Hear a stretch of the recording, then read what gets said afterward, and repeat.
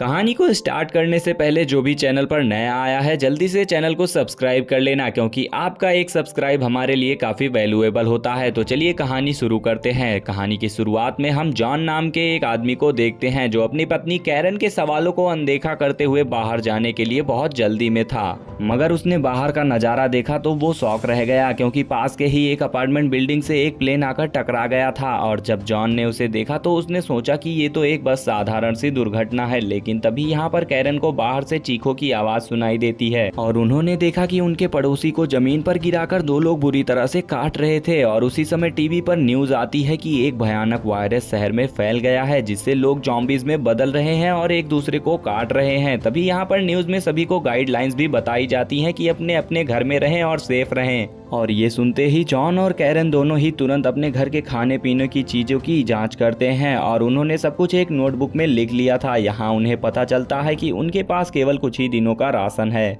मगर उनके पास कोई और रास्ता नहीं था। इसीलिए उन्होंने अपने पड़ोसी के घर से कुछ सप्लाईज चुराने की जोखिम उठाने का फैसला किया। इसीलिए वो बाहर निकलते हैं, लेकिन उनकी अच्छी किस्मत से यहाँ पर बाहर कोई भी जॉम्बी नहीं था और पड़ोसी का दरवाजा भी खुला था। तब यहाँ पर वो सभी खाना लेकर फिर से लौट आते हैं और अब उनके पास खाने के लिए ढेर सारा सामान भी हो जाता है। उन्हें बस दरवाजा बंद करके तब तक खुद को सेफ रखना था जब तक बाहर से कोई मदद नहीं आ जाती। हालांकि जॉम्बीज से बचने के लिए उन्होंने कुछ हथियार भी तैयार कर लिए थे। धीरे धीरे समय बीतने लगता है और उन्हें बाहर से कोई भी मदद नहीं मिलती। अब यहाँ पर कैरन इसीलिए परेशान हो जाती है और कहती है कि अगर बाहर से कोई भी मदद नहीं मिलेगी तो हम तो अपने पड़ोसियों की तरह ही जॉम्बीज का खाना बन जाएंगे या खुद भी इन्फेक्टेड हो जाएंगे। जॉन उससे कहता है कि हमारे पास खाने का ढेर सारा सामान है, हमें जॉम्बीज से लड़ने की कोई भी जरूरत नहीं है। और उसकी बातें सुनने के बाद यहाँ पर कैरन को थोड़ी सी शांति मिलती है और यहाँ पर वो दोनों जॉम्बीज से लड़ने के लिए एक्सरसाइज करना भी शुरू कर देते हैं। एक शाम जैसे ही उन्होंने अपनी एक्सरसाइज खत्म की तभी उन्हें दरवाजे पर बाहर किसी के कदमों की आवाज सुनाई देती है और नासमझी में उन्होंने ये सोचा कि ये रेस्क्यू वाली टीम आई है और बिना हिचकिचाए उन्होंने बाहर का दरवाजा खोल दिया। और जैसे ही दरवाजा खुलता है एक जॉम्बीज अंदर घुसने की कोशिश कर रहा था। जैसे तैसे करके उन्होंने जॉम्बी को अंदर आने से रोक लिया। हालांकि जॉम्बी उनके काफी करीब था, जिस वजह से वो काफी डर जाते हैं। और फिर थोड़ी देर बाद उन्होंने जब दरवाजा खोला तो देखा कि जॉम्बी वहां से गायब था।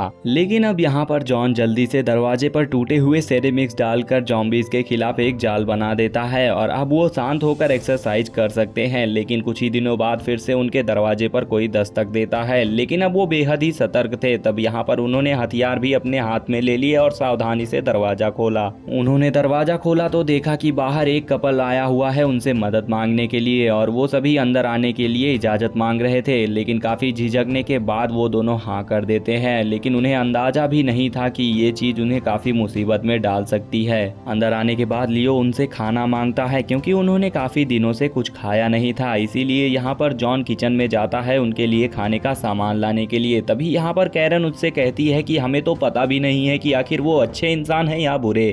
वो कहती है कि हमारे पास खुद ही गिना चुना खाना है खाने के लिए, अगर हम हर किसी को ऐसे ही खाना ऑफर करेंगे तो एक दिन हम खुद ही मौत के मुंह में चले जाएंगे। ये बात सुनते ही यहाँ पर जॉन और कैरन ने डिसाइड किया कि खाने के बाद वो उन्हें यहाँ से जाने के लिए बोलेंगे, लेकिन वो ऐसा नहीं कर पाते। और अगली सुबह हम देखते हैं कि एमिली वॉशरूम में गई थी, लेकिन जब यहाँ पर कैरन जल्दी से वॉशरूम के पास आती है तो उसे बाहर आने के लिए बोलती है, लेकिन वो जानबूझकर अंदर में ढेर सारा समय लगा देती है उसे फ्रस्ट्रेट करने के लिए। एमिली काफी टाइम बाद बाहर निकलती है, जिससे कैरन को उस पर काफी गुस्सा आ जाता है और वो नाश्ते के टाइम इन दोनों से घर का काम करने के लिए भी कहती है। वो सोचती है कि इस तरह से लियो और एमिली खुद ही घर छोड़कर चले जाएंगे, लेकिन उन्हें इस बात का अंदाजा भी नहीं था कि उन्होंने एक खतरनाक प्लान बनाया था। यहाँ पर उन्होंने तय किया था कि रात में जॉन और कैरन को मारकर इस घर पर कब्जा कर लेंगे। रात में जब वो देखते हैं कि जॉन और कैरन सो रहे हैं तभी यहाँ पर वो उन्हें निपटाने का फैसला करते हैं। लेकिन कैरन जान गई थी, क्योंकि उन्होंने उनके प्लान को पहले ही सुन लिया था। लेकिन उनका प्लान फेल होने की वजह से एमिली एक किताब उठाती है और कहती है कि आज वो खाने में कुछ खास बनाना चाहती है। लेकिन कैरन उसे मना करके कहती है कि तुम आराम करो, मैं खाना बनाकर लाती हूँ। और वो अपनी पति के साथ यहाँ पर रसोई में चली जाती है।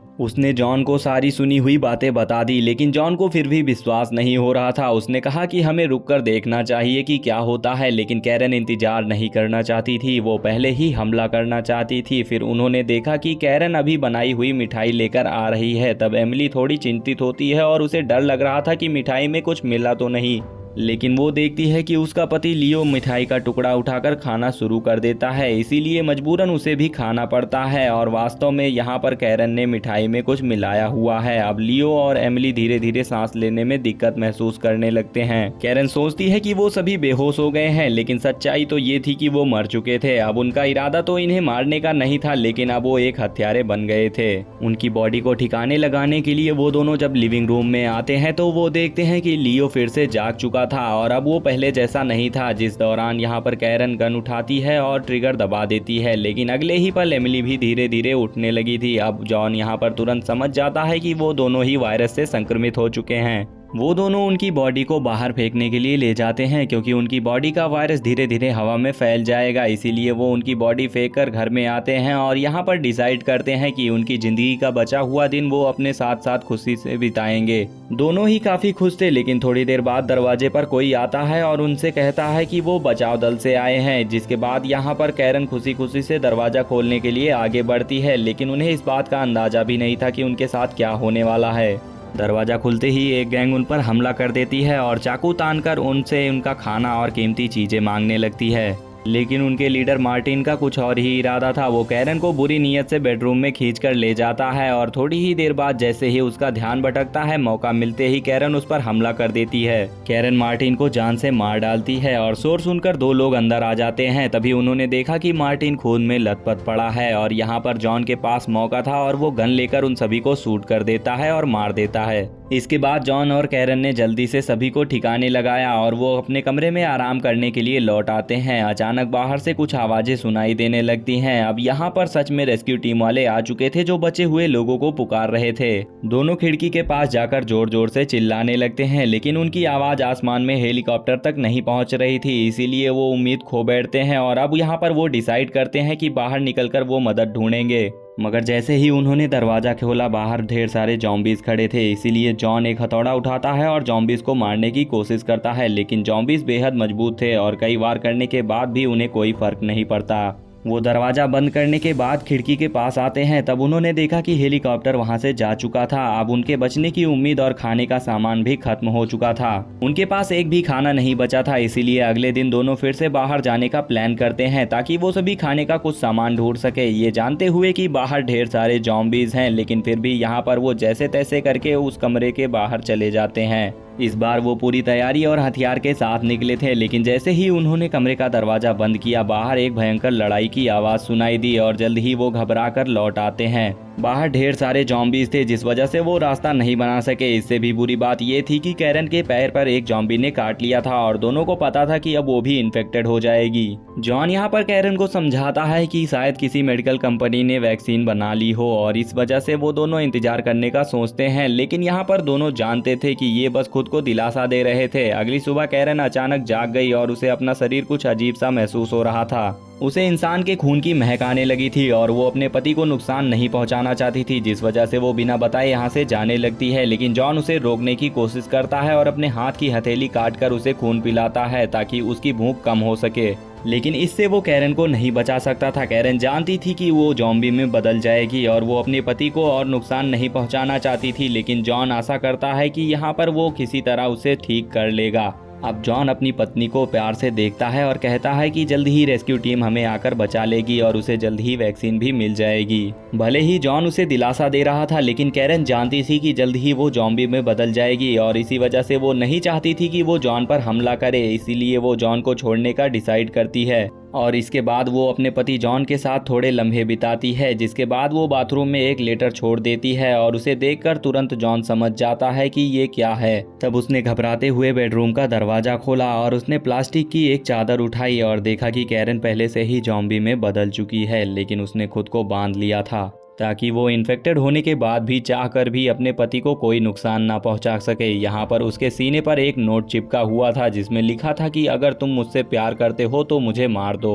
अब ये सब देखकर जॉन गहरे सदमे में चला जाता है, लेकिन दिल पर पत्थर रखकर उसे फैसला लेना ही पड़ता है। तब वो बेडरूम में जाता है और गन लेकर वापस आता है और कुछ समय तक हिचकिचाहट के बाद वो धीरे धीरे अपने पत्नी पर बंदूक तान देता है। और अब हम देखते हैं कि कुछ दिनों के बाद जब रेस्क्यू टीम आकर घर का दरवाज़ा खोलती है तो वो देखकर शॉक रह जाते हैं, क्योंकि यहाँ पर हम देखते हैं कि जॉन ने उस दिन ट्रिगर नहीं दबाया था बल्कि कैरन के साथ खुद को भी जॉम्बी बना लिया था। और यहाँ पर वो अपनी पत्नी से इतना प्यार करता था कि उसकी जान नहीं ले पाया। दोनों ही जॉम्बी बन चुके थे। यहाँ पर रेस्क्यू टीम वाले ये दर्दनाक सीन देखकर घबरा जाते हैं और जल्द ही कुछ गोलियों की आवाज़ आती है और इसी तरह जॉन और कैरन की कहानी यहीं पर खत्म हो जाती है। तो जरा सोचिए, अगर आप सभी के पार्टनर के साथ ऐसी कोई घटना हो जाती है और वो जॉम्बी में बदल जाती है, तो क्या अपनी पार्टनर को आप गोली मार देंगे या फिर आप उसके साथ खुद को जॉम्बी बना लेंगे? कमेंट में अपनी राय जरूर दीजिएगा। अगर आप सभी को वीडियो पसंद आई हो तो लाइक करके चैनल को सब्सक्राइब कर लेना। मिलते हैं ऐसी ही रोमांचक कहानियों के साथ अगली वीडियो में।